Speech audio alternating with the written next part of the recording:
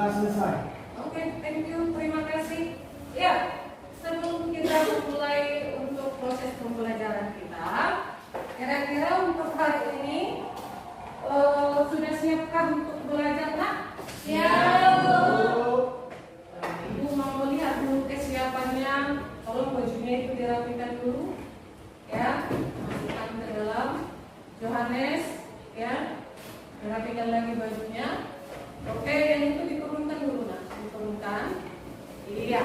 Diturunkan ya, supaya jangan terlihat berantakan. Iya, oke. Nah, hari ini karena kita akan memasuki proses pembelajaran kita, yang akan kita pelajari. Kalau pada minggu lalu kita belajar apa ya? Ini udah lupa sedikit. Kita belajar apa pada minggu lalu? Kelangkaan. Siapa yang bisa menjelaskan ke Ibu kelangkaan itu apa sih? Ya, silakan. Kelangkaan itu adalah ketidakseimbangannya antara kebutuhan manusia dengan barang yang tersedia. Oke, kelangkaan itu adalah bahwa tidak seimbangnya antara jumlah barang yang tersedia dengan kebutuhan yang dimiliki. Ini kelas dulu namanya. Jadi pada minggu lalu kita sudah belajar tentang kelangkaan. Nah, setelah kita mengerti arti kelangkaan, apa kemudian yang kita pelajari? Ciri-cirinya apa deh? Di pada minggu lalu, ciri-cirinya ada yang bisa menjelaskan ke Ibu ciri-ciri? Ciri-cirinya apa? Christine, ada yang ingat ciri-cirinya? Ciri-cirinya itu kelangkaannya itu harga semakin naik. Iya. Dan jarang untuk menjumpai barang tersebut. Iya, jumlah barang yang tersedia itu akan sedikit. Kemudian harga pada barang akan melambung tinggi. Itu kita dapati pada contoh apa nah yang pernah kita alami hari-hari ini? Apa ya? Masker ya. Betul sekali, masker ya. Masker pada masa awal mula Covid itu sudah mengalami kelangkaan. Kenapa?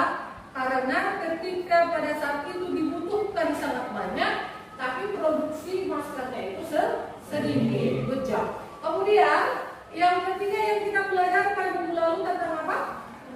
Cara mengatasi kelangkaan. Iya, cara-cara mengatasi kelangkaan itu siapa yang tahu? Coba.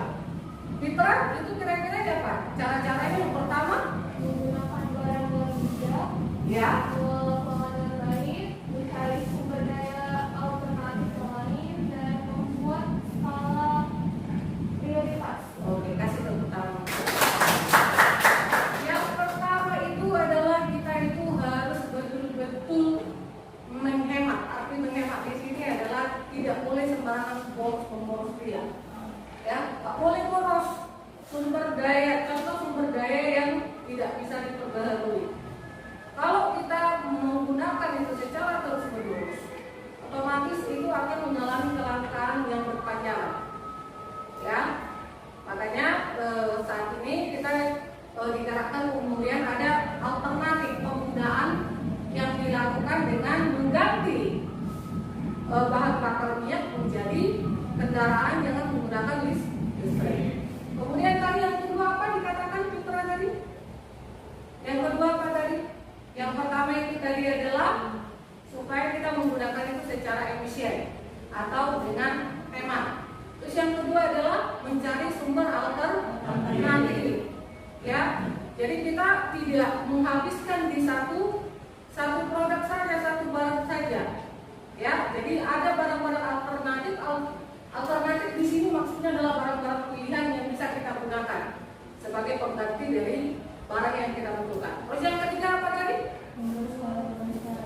Yang ketiga adalah kita membuat penyeleksian. Kita seleksi kan yang mana yang menjadi kebutuhan pokok yang paling utama yang harus dibutuhkan, yang mana yang kemudian itu untuk kebutuhan selanjutnya. Artinya kebutuhan utama yang mana itu? Yang sandang, pangan, papan. Itu yang harus terutama yang harus perlu kita penuhi.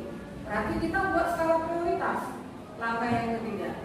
Yang keempat itu apa? Mengelola keuangan dengan baik. Ya, apalagi saat itu kan kita sudah mendengar tentang resesi ya, resesi ekonomi yang akan terjadi di berbagai belahan negara. Dan Indonesia juga salah satu negara yang kemungkinan akan mendapatkan dampaknya. Oke, ini kita akan belajar tentang masalah ekonomi dalam sistem ekonomi.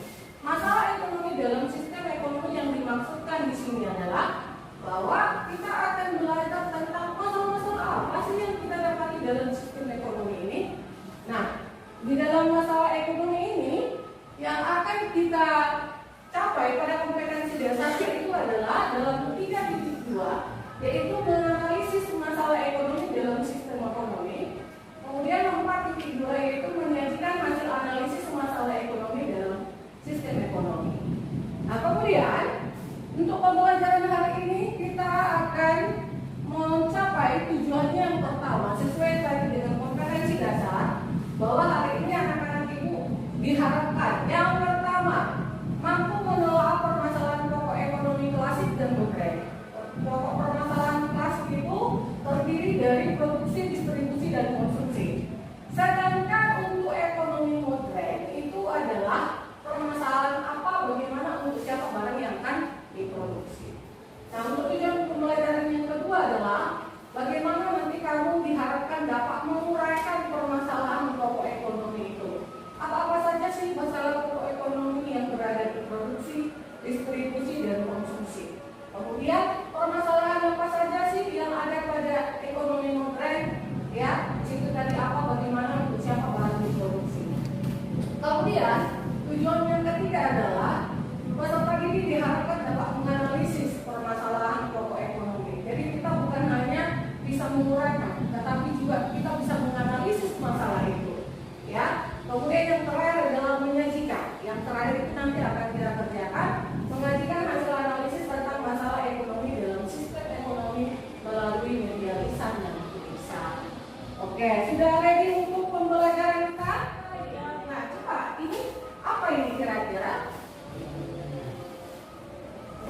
Ada yang tahu ini apa? Apa yang dimaksudkan itu? Tanda-tanda besar itu adalah masalah ekonomi.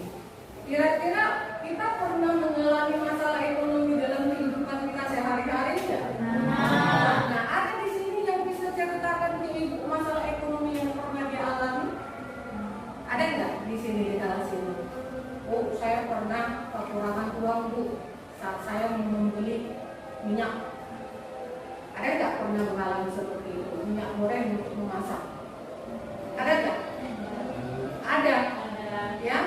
Tindakan yang pada saat itu dilakukan kamu berperan sebagai konsumen. Ya, oke. Jadi untuk lebih memahami pembelajaran kita ini, nah, Ibu akan menayangkan sebuah video. Nanti video itu boleh diamati, dilihat, ya. Kemudian melalui pengamatan itu nanti kamu bisa menjawab sesuai dengan LKPD yang Ibu bagikan. Pada minggu lalu Ibu sudah bagikan kelompoknya kan? Oke, silakan bergabung dengan kelompokmu. Ibu berikan berapa ya LKPD yang sudah Ibu bagikan. Tolong diskusikan dengan temanmu. Ibu berikan waktu 5 menit ya untuk berdiskusi untuk menyelesaikan LKPD. Silakan. Ya, baru. Pertama, siapa saja pelaku yang dibahas dalam video tersebut? Di dalam video tersebut kita menemukan ada 3 pelaku. Untuk yang membuat produk tersebut itu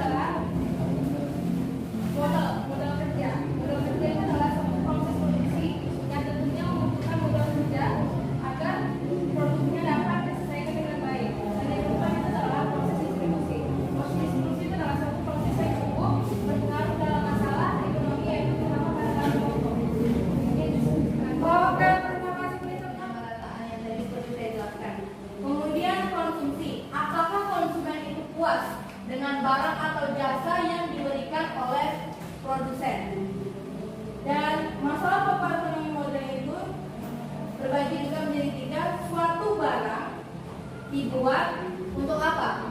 Itu tujuannya, yaitu untuk memenuhi target dan selera pasar dari masyarakat yang ada. Kemudian barang yang diproduksi itu harus berkualitas. Kenapa? Karena jika berkualitas maka masyarakat akan mencapai tingkat kepuasan yang tinggi. Barang diproduksi berkualitas perlu memiliki teknik produksi yang tepat. Jika tidak melakukan teknik produksi yang tepat, maka hasil yang diberikan juga tidak akan memuaskan. Serta yang terakhir, untuk siapa? Nah, produsen juga harus menentukan. Seperti yang Ibu Rita jelaskan tadi, seperti contohnya tote bag. Tote bag itu tidak mungkin orang nenek-nenek atau lanjut usia yang memakai tas tersebut. Tapi mereka menentukan sasarannya, target pasarnya, apakah di kalangan anak-anak, kalangan remaja, ataupun kalangan dewasa yang memerlukan barang tersebut. Dan itulah kesimpulan pada hari ini. Jadi masalah ekonomi sangat berpengaruh jika sistem ekonomi di sebuah negara itu tidak memiliki teknik yang tepat dan strategi yang disusun secara baik. Terima kasih, beri tepuk tangan. Semua sudah terangkum dengan baik. Ya, apa yang sudah disampaikan oleh teman Michelle itu ya sudah menjadi rangkuman untuk pembelajaran kita hari ini. Ibu harap bahwa apa yang sudah kita pelajari hari ini bisa diulang kembali, ya, karena ini kan berkelanjutan lagi, ya, setelah masalah pokok ekonomi ini akan ada lagi kelanjutan yang akan kita pelajari. Ya, oke. Jadi untuk hari ini terima kasih untuk proses pembelajaran yang sungguh luar biasa, anak-anak ibu yang sangat aktif, kemudian pembelajarannya dilaksanakan dengan baik. Oke, baik. Nah, untuk menutup kelas kita karena ini jam terakhir ya. Oke, boleh ditutup dengan doa. Silakan yang bertugas hari ini. Mari kita berdoa menurut agama masing-masing. Berdoa dimulai.